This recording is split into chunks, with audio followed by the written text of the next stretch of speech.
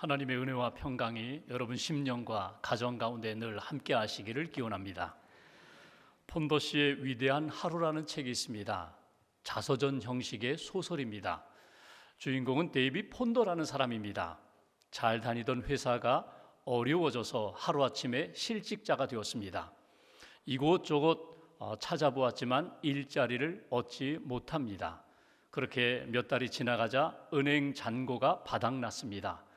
설상가상으로 자기 딸 제니가 큰 병을 얻어서 이제 수술을 받아야 하는 그런 상황입니다. 그런데 수술비 마련하기가 막막합니다. 그때 생각한 것이 자기가 들어놓은 생명보험이 떠올랐습니다. 생명보험, 내가 죽으면 타게 되는데 그래 죽자. 내가 죽으면 내 딸 수술비 마련될 것이다. 얼마 동안은 내 아내의 생활비도 마련될 것이다. 그래서 죽기로 마음을 먹고 이제 차를 타고 달려갑니다. 속도를 높입니다. 그러면서 하나님을 향하여 이렇게 외칩니다. 하나님, 왜 하필이면 접니까? 제가 뭘 그리 잘못했습니까? 통곡하며 속도를 높여 절망을 향하여 달려갑니다. 그러던 중에 역사 여행에 참가하게 됩니다. 역사 속에 등장하는 7명을 한 사람씩 만나서 대화를 하면서 그가 전해주는 이야기를 듣게 됩니다. 그러면서 이렇게 회복되어 간다는 그런 소설입니다. 그 만났던 7사람 중에 한 사람이 신대륙을 발견했던 콜럼버스입니다. 콜럼버스가 신대륙을 발견하고자 여러 사람들과 함께 배를 타고 항해를 떠납니다. 한 달이 지나고 2달이 지났습니다. 64일째가 되자 물도 떨어져 가고 식량도 떨어져 갑니다. 파도는 거세게 점점 거칠게 일어납니다. 사람들이 지쳤습니다. 그렇게 지치자 이제 콜럼버스를 향하여 반항하기 시작합니다. 반란을 일으키기 시작합니다. 이렇게 우리가 여기서 죽을 수는 없다. 돌아가자는 것입니다. 다시금 우리가 출발했던 고향으로 돌아가자. 콜럼버스가 안 된다고 하자 콜럼버스를 죽이려고 합니다. 그때에 콜럼버스가 이렇게 이야기합니다. 남은 식량이 열흘치도 되지 않습니다. 만약에 다시금 고향으로 돌아간다면 가다가 우리는 굶어 죽을 것입니다. 돌아갈 수 없습니다. 우리가 꿈꾸던 땅, 우리가 준비한 그 땅으로 가야 합니다. 미래로 가야 합니다. 앞으로 가야 합니다. 조금 더 힘을 내시라고, 조금 더 다시금 마음을 모으자고 소망으로 믿음으로 격려하면서 하나가 되어서 그 땅 신대륙을 향하여 그렇게 달려가다가 마침내 신대륙을 발견하게 되었다는 것입니다. 저자는 그 책에서 이 콜럼버스를 만나면서 이렇게 깨달음을 얻었다는 이야기를 합니다. 두려움과 망설임은 하나님의 역사를 방해합니다. 두려움과 망설임은 우리로 하여금 절망으로 달려가게 만듭니다. 우리가 두려움과 망설임에서 떠날 때에만 하나님의 은총을 얻을 수 있습니다. 하나님의 능력과 기적을 경험할 수 있습니다. 그러니 두려움과 불안과 망설임을 떨쳐버리고 주님 바라보면서 믿음으로 나아가야 합니다. 여러분, 우리가 인생을 살다가 뜻하지 않은 어려움을 만날 때가 있습니다. 풍랑을 만날 때가 있습니다. 여러분에게 찾아온 내적인 풍랑과 외적인 풍랑은 무엇입니까? 여러분은 불안과 두려움을 어떻게 극복하며 살아가고 계십니까? 오늘 성경에는 풍랑을 만난 사람들의 이야기가 등장합니다.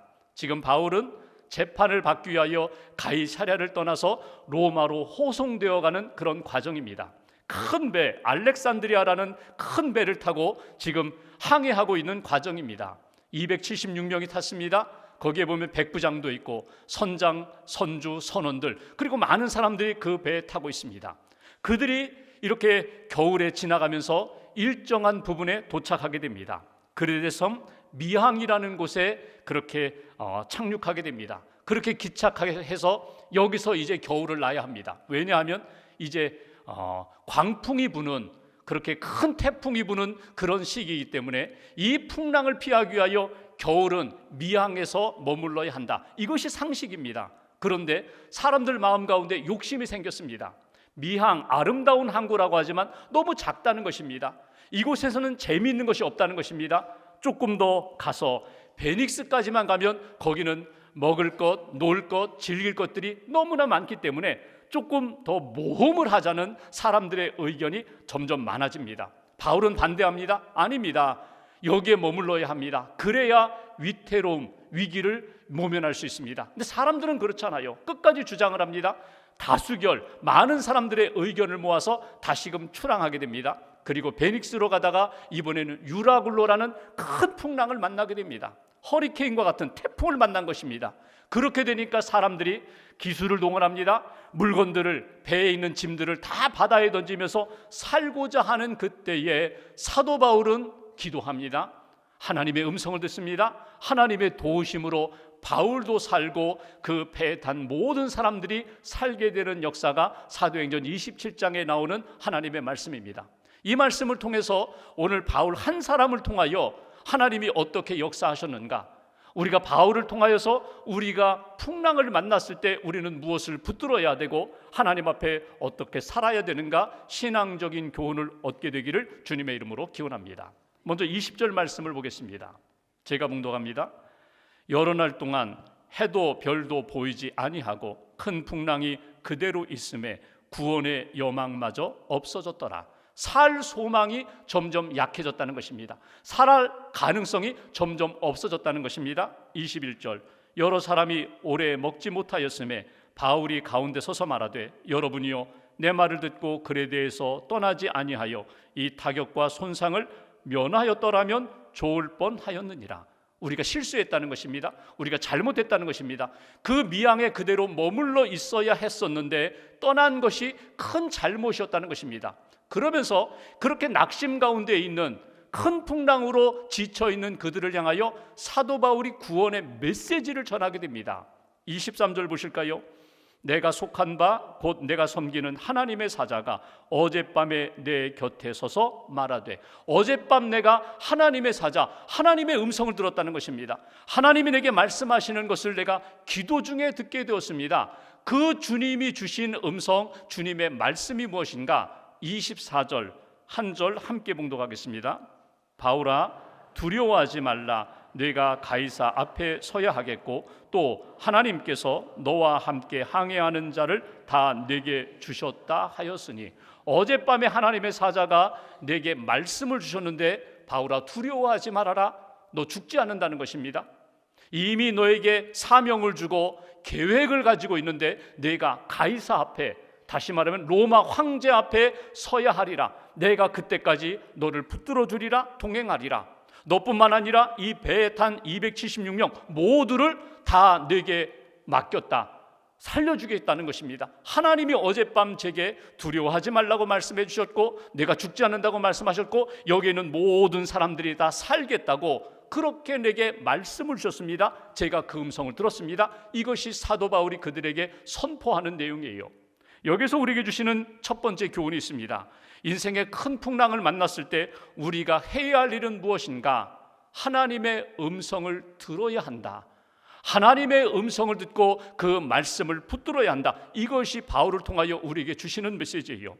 여러분, 하나님의 음성을 듣는다는 것은 무엇입니까? 바울은 늘 하나님과 교제했어요. 항상 깨어 기도했어요. 그런데 특별히 풍랑을 만났을 때 더 하나님 앞에 매달려 집중적으로 사도 바울은 기도했다는 것입니다. 기도할 때에 하나님이 말씀을 주셨고 하나님이 두려워하지 말라는 말씀이 임하게 되자 그의 삶 가운데 있는 두려움과 불안, 망설임과 주저함, 이 모든 것들이 떠나가고 주님이 주시는 은혜 가운데 평안과 담대함을 그가 얻게 되었다는 것입니다. 인생을 살아가면서 우리가 두려움에 휩싸일 때가 있어요. 불안함에 빠질 때가 있어요. 그리고 우리의 인생의 절망의 늪에 빠질 때 그때가 언제인가? 여러분, 우리 안에 풍랑이 일어날 때예요. 우리 모든 인생은 풍랑으로부터 자유함을 얻을 수가 없어요. 풍랑이 끊임없이 우리 안에서 일어나요.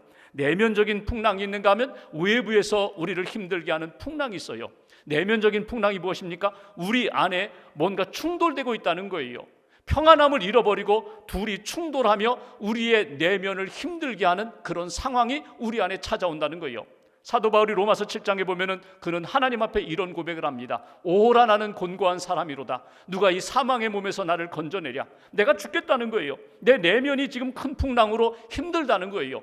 그 풍랑이 어떤 풍랑입니까? 선을 행하고자 하는 마음, 하나님의 뜻대로 살고자 하는 마음, 믿음으로 살고자 하는 마음이 있는가 하면 동시에 하나님의 뜻에서 벗어나고자 하는 마음, 인간적인 마음, 세상적인 마음, 그리고 육신의 욕망을 따라 살아가는 마음이 내 마음속에서 둘이 충돌하게 된다는 거예요. 바울만의 문제입니까? 그렇지 않아요. 오늘 예배드리는 저와 여러분들의 마음도 사람들은 모르지만 내가 내면에 일어나는 풍랑으로 인하여 힘들고 평안을 잃어버리고 살 때가 너무나도 많다는 거예요. 이런 내면적인 풍랑만 일어나는 것이 아니라 외부적인 풍랑도 있어요. 어떤 사건이 나를 힘들게 합니다. 사람들이 힘들게 합니다. 경제적인 여건이 나를 힘들게 합니다. 그리고 사회적인 여러 가지 현상들이 믿음을 지켜가고자 하는 나를 너무나 힘들게 한다는 거예요. 외부적인 환경이, 외부적인 사건과 사람들이 나로 하여금 휩싸이게 만들고 나도 하여금 절망의 늪에 빠지게 하는 그런 일들이 적지 않다는 거예요. 그 사람을 믿었는데, 내가 사랑했는데, 그렇게 호의를 베풀었는데 나를 배신해요.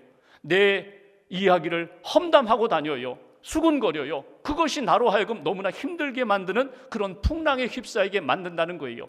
사도 바울은 어떻게 했습니까? 이 위기 가운데 그는 전에 하던 대로 하나님 앞에 깊이 나아가 주님과 교제합니다. 주님께 맡깁니다. 주님의 음성을 듣습니다. 두려워하지 말아라. 지금 이 상황을 하나님이 다 알고 계시다는 거예요. 두려워하지 말아라. 내가 너와 함께한다. 하나님의 말씀이 임하자 두려움이 사라지고 심령이 평안으로 채워졌다는 거예요. 여러분, 두려움 방치하지 마세요. 내 안에 일어난 풍랑을 방치하지 마세요. 내 심령이, 내 영혼이, 내 삶이 점점 황폐해져 가거든요. 그래서 우리가 주님의 음성을 듣는 거예요. 성경을 읽고 기도하고 하나님이 내게 주시는 말씀, 전에 내가 들었던 말씀 또다시 듣는 거예요. 하나님이 주시는 말씀이 내 안에 임하게 되면 어둠의 영들은 물러가고 빛으로, 평안으로, 생명의 역사로 채워지게 된다는 것입니다. 여러분, 실제로 하나님의 음성을 여러분 언제 선명하게 들을 수 있을까요? 내가 한계 상황에 부딪힐 때에, 하나님, 저는 이제 소망이 없습니다. 저는 의지할 것이 없습니다. 제 힘으로 할 수 있는 것 다 해보았지만 이제는 저는 아무것도 할 것이 없습니다. 그때 내 모든 능력과 모든 경험, 지식, 내 모든 것들을 내려놓고 오직 주님만 바라볼 때에 주님의 음성이 선명하게 들린다는 거예요. 내가 너와 함께 하겠다고 말씀하셨던 그 주님이 오늘 다시금 우리에게 확인시켜 주신다는 거예요. 예수님의 제자들이 예수님과 함께 3년 동안 살았습니다. 말씀도 들었고 기적도 경험했고 약속도 받았어요. 그런데 갑자기 어느 날 이렇게 만찬석상에서 자꾸 예수님 십자가 이야기를 하세요. 죽음에 대한 이야기를 하세요. 잠시 후면 너희가 나를 보지 못하리라. 그리고 며칠 지나면 나를 다시 한번 보게 될 거야. 이 죽음에 대한 이야기를 하니까 제자들이 두려움에 빠지게 됩니다. 그때 예수님이 그들에게 주신 말씀이 요한복음 14장 말씀이에요. 너희는 마음에 근심하지 말라. 하나님을 믿으니 또 나를 믿으라. 그러면서 14장 27절에 보면은 유명한 말씀을 주세요. 평안을 끼치노니 곧 나의 평안을 너희에게 주노라. 내가 너희에게 주는 평안은 세상과 같지 않다는 거예요. 세상이 주는 평안과 다르다는 거예요. 너희는 마음에 근심하지도 말고 두려워하지도 말라. 주님의 말씀이 임하게 되니까 불안과 두려움에 빠졌던 제자들이 주의 말씀을 의지하여 평안을 찾아가는 거예요. 두려움을 물리치고 주님이 주시는 담대함으로 믿음으로 나아가는 거예요. 오늘 우리가 인생 가운데 여러분 두려움과 평안의 그 갈림길에서 우리가 무엇을 선택할 것인가? 평안을 붙잡는 거예요. 어떻게? 주님의 말씀을 다시 듣고 주님의 말씀을 내 삶 속에 중심 가운데 붙잡아서 주의 평안을 찾아가는 거예요. 여러분, 기독교 신앙인들은 무엇과 똑같은가 하면 오뚜기가 쓰러졌다 다시금 일어나는 것과 비슷해요. 그러니까 여러분, 오뚜기 보십시오. 넘어뜨리면요, 넘어지는 것 같지만 다시금 이렇게 일어서요. 비결은 무엇입니까? 바닥에 무게추가 있거든요. 무거운 추가 있거든요. 여러분, 이것이 중심이 되면은 오뚜기는 아무리 넘어뜨리려 해도 다시금 일어서게 됩니다. 그리스도인의 중심추가 무엇입니까? 가장 밑바닥에 가장 중심에 자리 잡고 있는 것이 무엇입니까? 믿음입니다. 주님 주신 말씀이에요. 말씀을 다시 한번 확인하는 거예요. 말씀을 듣는 거예요. 내가 너와 함께한다. 내가 주는 평안은 세상이 주는 평안과 같지 않다. 주님의 말씀이 임하게 되면 말씀을 의지하여 다시금 일어서는 믿음의 인생이 된다. 성경에 나오는 사람들을 보십시오. 두려움과 불안으로부터 자유함을 얻은 사람이 없어요. 다 두려움의 풍랑 속에, 불안과 싸우면서 살았던 사람들. 근데 그들의 비결이 있습니다. 그건 뭐냐면 말씀을 계속 들었다는 거예요. 사모하며 말씀이 임하게 되면 그날 그 사건 그 환경에서도 이기는 하나님의 사람이 된다. 이사야 50장 4절에 보면 이사야 선지자의 고백이 있습니다. 아침마다 깨우치시되 나의 귀를 깨우치사 학자들 같이 알아듣게 하시도다. 하나님 내 귀를 열어 내 마음을 열어 말씀 잘 듣게 해주세요. 말씀을 통하여 하나님의 음성 듣게 해주시고 그 말씀 붙잡고 오늘도 이 일도 이기게 해달라고. 이것이 이사야 선지자의 고백이거든요. 오늘 사도 바울이 그러했던 것처럼 풍랑 속에서 주님과 교제하고 주님의 말씀을 듣고 그 말씀 붙잡고 담대함으로 평안으로 살았던 것처럼 오늘 저와 여러분들의 중심에 하나님의 말씀이 임하고 그 말씀을 의지하여 모든 불안과 두려움을 이겨나갈 수 있는 하나님의 사람들 되시기를 주님의 이름으로 기원합니다. 두 번째로 오늘 말씀 21절 말씀 다시 한번 보실까요? 21절 바울이 하는 이야기입니다. 여러분이여 내 말을 듣고 글에 대해서 떠나지 아니하여 이 타격과 손상을 면하였더라면 좋을 뻔하였느니라. 그런데 지금은 이미 지나간 과거예요. 실수했어요. 잘못했어요. 하나님 앞에서 지금 내가 잘못된 길을 걸어왔다는 거예요. 그런데 더 중요한 것은 이건 과거예요. 엎질러진 물이에요. 여기에 매이지 말라는 거예요. 하나님이 내게 주신 말씀을 여러분들에게 전합니다. 여러분들도 이 말씀 붙잡고 일어서십시오. 여러분들도 이 말씀 붙잡고 새로운 삶으로 출발하라는 거예요. 그 말씀이 무엇입니까? 22절 한 절 함께 봉독합니다. 내가 너희를 권하노니 이제는 안심하라. 너희 중 아무도 생명에는 아무런 손상이 없겠고 오직 배뿐이리라. 여러분, 여러 가지 경제적인 손실이 있을지 모르지만 그러나 하나님이 우리 생명을 지켜주신다고 내게 말씀해 주셨어요. 나도 지켜주시고 여러분도 지켜주신다고 하셨으니 이제는 안심하십시오.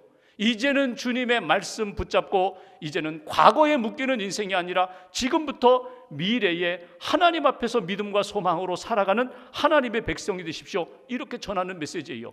이제는 안심하라. 이 말씀이 무엇을 의미하는 것입니까? 용서의 말씀, 은혜의 말씀, 축복의 말씀, 약속의 말씀이에요. 심판하지 않겠다는 거예요.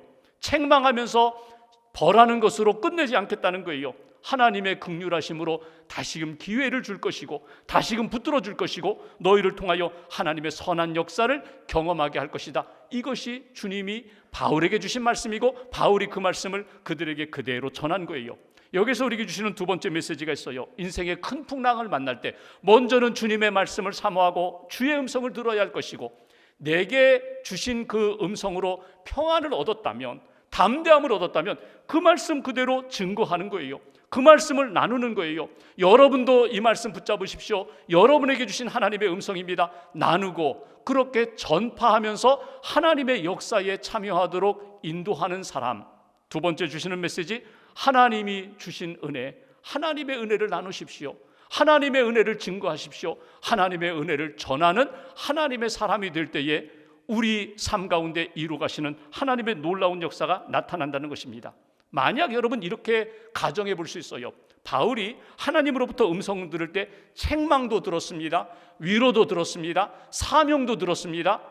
여러분 잘못했다는 것, 그러나 힘내라는 것, 내가 로마 가이사 앞에, 로마 황제 앞에 가야 한다는 사명 다 들었어요. 그런데 한 부분만 가지고 사람들에게 전합니다. 잘못했대요. 우리가 하나님 앞에서 잘못했어요. 하나님이 가슴 아파하십니다. 여러분 이 이야기만 전했더라면, 책망만 전하고 잘못했다고 비판하고 정죄만 한다면 여러분 은혜의 역사가 나타나잖아요. 하나님 앞에서 잘못한 것도 듣고 하나님의 용서하심과 위로하심도 듣고 하나님의 계획하심까지 우리가 듣고 나누어야 돼요. 그럼에도 불구하고 사랑하시고 그럼에도 불구하고 용서하시고 그럼에도 불구하고 또다시 기회를 주시는 하나님의 은혜가 있다는 것을 여러분 딱 붙잡으셔야 돼요. 그리고 이것까지 나누셔야 돼요. 하나님이 여러분 사랑하십니다. 하나님 포기하지 않으십니다. 하나님이 여러분들을 통하여 이루고자 하는 계획이 있다고 오늘 내게 말씀해 주셨으니 여러분도 이 말씀 가슴에 새기라고, 이것이 사도 바울이 전하는 내용입니다. 이미 보았던 것처럼 24절에 보면은 바울이 무슨 이야기를 합니까? 내가 가이사 앞에 갑니다. 우리 모두가 다 가이사 앞에 갑니다. 다시 말하면 이 지중해에서 끝나는 생명이 아니라 하나님이 나를 통하여 여러분들을 하나님이 구원의 길로 인도하시고 우리에게 주신 하나님의 계획하심 가운데 우리가 살 것입니다. 하나님의 능력을 경험할 것입니다. 이것이 바울이 증거하는 내용입니다. 한 사람의 믿음, 한 사람의 사명, 한 사람이 하나님의 은혜를 받고 나누는 것이 얼마나 소중한 것인가, 여러분 이것을 꼭 깨달으세요. 기도하는 한 사람이 그 가정에 있어요. 기도하는 한 사람이 그 공동체 안에 있어요. 말씀을 붙잡고 믿음으로 사명으로 살아가는 그 한 사람이 얼마나 소중한가. 우리나라 역사 가운데 김용기 장로님이라는 분이 계세요. 아시겠지만 일제강점기 때 1935년부터 가나안 농군학교를 시작하신 분이에요. 일제강점기 때에는 우리 민족의 광복, 해방을 위하여, 그리고 우리 민족이 하나님 앞에 복된 나라, 복된 민족이 되기를 위하여 영적 훈련을 하셨던 분이 김용기 장로님이십니다. 그 가나안 농군학교 여기 원주에도 있고 광주에도 있고 용인에도 있고 몇몇 곳에 우리나라 가나안 농군학교를 세우셨어요. 그분이 외쳤던 구호가 있습니다. 한 손에는 성경을, 한 손에는 괭이를, 곡괭이를 듣고 황무지를 개간하면서 여기 하나님이 기뻐하시는 이 가나안 땅과 같은 공동체를 세우자고, 그렇게 영적 부흥운동을 일으키셨던 분이에요. 학교에서 또 회사, 관공서에서, 교회에서 성도들이 가서 그 가나안 농군학교 훈련을 받으면서 영적 각성운동도 하고 민족 사랑하며 하나님 사랑하는 운동도 했던 분이거든요. 근데 이분이 가나안 농군학교에 가면 기도실이 있어요. 기도실 입구에 글귀가 하나 새겨져 있는데 그 글귀가 조국이여 안심하라, 조국이여 안심하라. 근데 사실 이건 줄임말입니다. 원래 원문은 이렇습니다. 조국이여 안심하라, 내가 기도하고 있다. 내가 지금 기도실에서 기도하고 있다. 조국이여 안심하라. 그 얘기 뭡니까? 내가 기도할 때 하나님이 이 기도를 들으시고 우리 민족, 우리 조국을 하나님이 지켜주실 것이다. 내가 기도할 때 우리 가정을 지켜주시고, 내가 여기서 기도할 때 우리 자녀들을 지켜주시고, 내가 기도할 때 우리 삶의 미래를 하나님이 지켜주신다는 분명한 확신과 믿음이거든요. 하나님의 은혜를 받았어요. 하나님의 사명을 감당하는 한 사람이 선한 영향력을 발휘할 때에 기도하며 은혜를 나누고 복음을 전하고 하나님의 사랑을 나눌 때 나를 통하여 이루 가시는 하나님의 놀라운 역사가 분명히 나타난다는 거예요. 바울이 그러했던 것처럼 하나님, 오늘 내가 은혜 받았어요, 말씀 받았어요. 그 말씀으로 힘을 얻었다면 제가 그 말씀 전하겠습니다. 내가 섬기면서 하나님의 능력을 체험했다면 나도 사람들에게 권면하겠습니다. 하나님을 믿고 말씀을 믿고 그 은혜 가운데 승리하는 삶을 살라고 존 웨슬리 목사님이 종종 했던 이야기가 있어요. 내게 향하신 하나님의 뜻을 다 이루기까지 나는 절대로 죽지 않습니다. 하나님이 나를 향하여 가지고 계신 계획, 그 모든 뜻을 이루기까지 하나님이 나를 데려가지 않으신다는 거예요. 그렇다면 언젠가 내가 하나님의 부름을 받을 때, 존 웨슬리 목사님 88세에 하나님의 부르심을 받게 되었는데 하나님이 지금 여기서 나를 부르신다면 내게 향하신 하나님의 계획 뜻은 이미 다 이루어졌다는 거예요. 하나님 앞에 맡기는 거예요. 그리고 여러 가지 어려움 가운데서 믿음으로 기도하고 하나님의 뜻 붙잡고 끊임없이 나누고 증거하는 하나님의 사람이 되어야 한다. 내게 주신 말씀 믿음으로 고백하고 체험하고 나누고 많은 사람들을 하나님께로 인도하는 은혜와 축복의 통로가 되겠노라고 다시 한번 다짐하는 저와 여러분 되시기를 주님의 이름으로 기원합니다. 마지막 25절 말씀 보죠. 말씀을 들었어요. 주의 음성 들었어요. 은혜를 전했어요. 바울이 가지고 있는 중심, 믿음의 고백은 무엇일까? 오늘 요절 25절 함께 봉독하겠습니다. 그러므로 여러분이여 안심하라. 나는 내게 말씀하신 그대로 되리라고 하나님을 믿노라. 저는 하나님을 믿습니다. 살아계신 하나님, 내게 말씀을 주시고 약속을 주신 하나님, 약속대로 말씀대로 그대로 되리라고 저는 믿습니다. 이것이 사도 바울의 믿음의 고백입니다. 여러분, 이 바울의 분명한 고백, 말씀을 믿고 말씀을 주신 하나님을 믿는다고 분명히 고백했는데 여러분, 저와 여러분들의 마음 가운데 그 믿음이 살아있는가? 정말 나는 하나님을 믿고 약속의 말씀을 믿고 살아가는가? 그거는 예배 드릴 때만, 기도할 때만, 예배당 안에서 신앙생활할 때만 하나님을 믿고 말씀을 믿는 인생, 여러분 이렇게 제한하지 마세요. 여러분, 우리가 하나님을 믿는다고 하면서 세상에 나아가서 살 때에 물질을 의지하고 사람 의지하고 내 지식 경험 의지하며 사는 그런 인생이 아니라 오직 주님만 의지하며 사는 인생.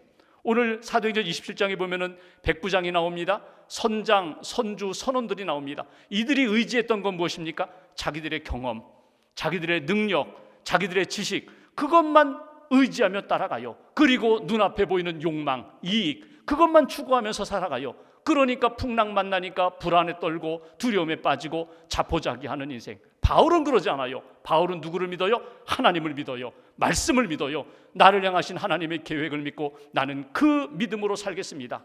세 번째 우리에게 주시는 메시지, 인생의 큰 풍랑을 만났을 때 말씀을 들어라, 말씀을 전하라, 하나님을 믿고 그 말씀을 믿음으로 고백하며 담대히 나아가라. 말씀이, 내가 말씀을 믿고 말씀 의지하는 것 같은데 언젠가 말씀이 나를 붙들어서 하나님의 사람답게 승리하도록 이끌어 주신다는 거예요. 성경에 나오는 많은 명령 가운데 두려워하지 말라라는 명령은 300번 이상 나와요. 두려워하지 말라. 그리고 이어서 주시는 말씀이 내가 너와 함께한다. 두려워하지 말아라. 내가 너를 지켜준다. 이 말씀이 반복되어서 계속 나와요. 두려워하지 말라라는 것은 무엇입니까? 두려움 느끼지 말아라. 두려움 없다. 그 얘기가 아닙니다. 두려움은 있어요. 또 찾아와요. 그럼에도 불구하고 두려움을 뛰어넘을 수 있는 믿음의 사람이 되라는 거예요. 두려움을 극복하고 두려움에 사로잡히지 않는 하나님의 사람, 믿음의 대장부가 되라고 우리에게 가르쳐 주십니다. 성경에 나오는 믿음의 사람들, 다윗이 그랬습니다. 시편 23편, 여호와는 나의 목자시니 내게 부족함이 없습니다. 4절에 보시면 그는 이렇게 고백합니다. 내가 사망의 음침한 골짜기로 다닐지라도 해를 두려워하지 않을 것은 주께서 나와 함께 하심이라. 하나님이 함께 하시기 때문에, 하나님의 능력과 약속을 믿기 때문에 목자 되신 하나님 붙잡고 저는 믿음으로 나아가겠습니다. 오늘 바울을 보십시오. 상황은 여전히 큰 유라굴로 광풍 속에 있지만 바울은 이렇게 얘기합니다. 나는 말씀하신 하나님을 믿습니다. 구원의 하나님을 믿습니다. 지금 여기 함께 하시는 하나님을 믿기에 오직 주님만 믿고 저는 나아갑니다. 이것이 사도 바울의 믿음의 고백입니다. 부흥사 D.L. 무디 목사님이 영국 런던에서 집회를 하고 다시금 미국으로 건너가는 배를 탔어요. 대서양 건너가는 배를 타고 가는데 배가 암초에 부딪히게 됩니다. 사람들이 막 이렇게 혼란스러워졌어요. 무디 목사님이 아들에게 야 무슨 일이냐? 예, 배가 부딪혔습니다. 물이 새기 시작합니다. 그러자 그 자신이 읽고 있던 성경을 들고 가판 위에 올라가서 거기 막 우왕좌왕하는 그 승객들을 향하여 외쳤습니다. 하나님의 말씀을 기억하십시오. 하나님의 말씀을 다시 들어보십시오. 하나님이 우리의 피난처가 되신다고 말씀하셨습니다. 시편 91편 11절 말씀, 피난처 되시는 하나님, 그분이 우리에게 주신 말씀, 그가 너를 위하여 그의 천사들을 명령하사 내 모든 길에서 너를 지키게 하심이라. 하나님이 우리를 이 상황 가운데 지켜주신다고 분명히 말씀을 주셨습니다. 저는 이 말씀을 믿습니다. 이 말씀을 믿고 기도합시다. 함께 기도합니다. 그리고 나서 무디 목사님이 이렇게 멋진 명언을 남기셨어요. 우리 생명은 하나님의 손 안에 있습니다. 저는 생명의 주관자이신 하나님을 믿고 평안하겠습니다. 하나님을 믿고 저는 오늘도 잠자리에 들겠습니다. 여러분 하나님을 믿고 하나님 앞에 맡기십시오. 시간이 지나서 구조선이 와서 거기에 있던 모든 사람들 다 구조받았어요. 그리고 무디 목사님이 가는 곳마다 종종 이야기합니다. 언제 암초에 부딪힐지 모르는 인생, 언제 태풍을 만날지 모르는 인생, 그러나 우리는 피난처 되시는 하나님을 믿습니다. 하나님의 약속의 말씀을 믿습니다. 그 말씀을 믿고 주님을 위하여 달려가는 인생이 되어야 합니다. 여러분, 풍랑을 만나면 사람들이 보통 절망에 빠질 때도 있고요, 원망을 많이 해요. 사람들 원망하고 하나님을 원망해요. 근데 오늘 사도 바울이 우리에게 가르쳐주는 메시지가 무엇입니까? 원망하지 말고 하나님을 믿으라는 거예요. 말씀을 믿으라는 거예요. 그 말씀을 들으라는 거예요. 그 말씀을 나누고 증거하면서 더 분명한 믿음의 사람이 되어라. 그때에 하나님의 놀라운 역사가 우리의 삶 가운데, 이 상황 가운데 나타나게 될 것이다. 말씀 붙잡고 한 주간도 하나님 의지하며 믿음으로 승리하는 저와 여러분들의 삶의 여정 되시기를 주님의 이름으로 기원합니다. 기도하겠습니다.